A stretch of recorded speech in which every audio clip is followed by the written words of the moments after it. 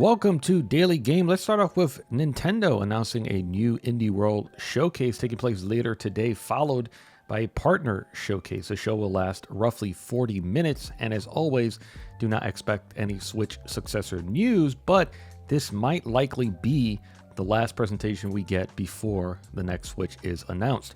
Atari announced Fatal Run 2089, a reimagining of their 1990 hit Fatal Run. The game is coming to PC, PS5, Switch, and Xbox Series X in 2025. For comparison's sake, here's what the original looked like. So a bit of a visual bump there. Visual Concepts South, the team behind Lego 2K Drive, have been hit with layoffs. The number is currently unknown.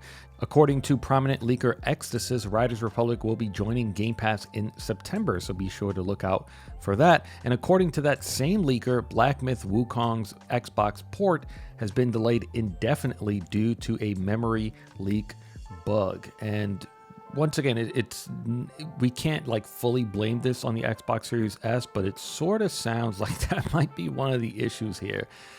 Once again, Xbox definitely should have been doing a much better job of working with their partners. This kind of continues to happen, whether it's with Capcom, what happened with Baldur's Gate, not happening with Black Myth Wukong, where each of these companies has a dedicated team to licensing, and part of their job is supposed to be to solve issues like this, is checking in with their partners and ensuring that their process, whether it's certification and or any issues that they're running into, they can bring them support, whether it's directly flying someone over to their studio, whatever has to happen. But Xbox just continues to drop the ball when it comes to something like this.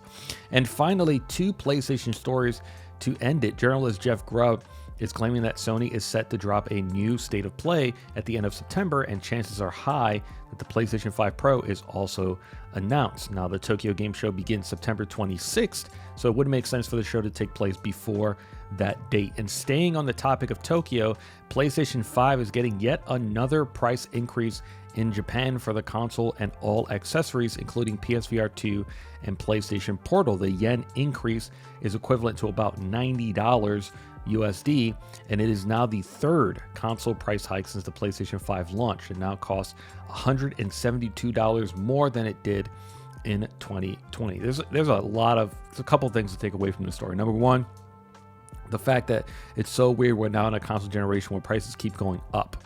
And apparently Xbox raised the price of their console in Japan not too long ago. Also, some people are theorizing that this is due to the popularity of Black Myth Wukong and tourists from China going into Japan in order to buy consoles and taking them to China. I don't know the validity of something like this. It's kind of just a couple people have been saying it on Twitter that I've seen, so I don't know how factual that is. I don't think that they're really tied together, just because of the fact that it's not just the console that's going up, but everything. Even PSVR 2, PlayStation Portal might also be the controllers, the accessories are going up.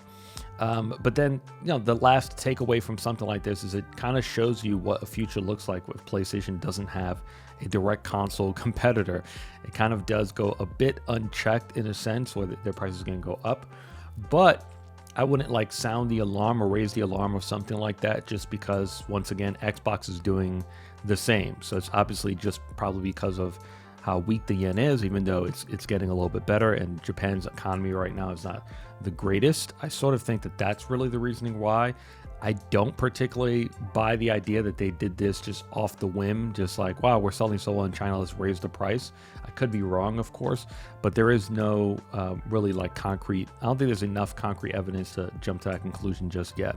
And before we go, reviews for Star Wars Outlaws are out. It is currently at a 77 Metacritic based on 56 PlayStation 5 reviews. Are kind of all over the place, so make sure you read a few to get a good feel for the game. IGN says Star Wars Outlaws is a fun intergalactic heist adventure with great exploration, but it's hindered by simple stealth, repetitive combat, and a few too many bugs at launch. That's it for today. Like it if you liked it, subscribe if you loved it, and check out the Camp Koji podcast every Monday. Peace.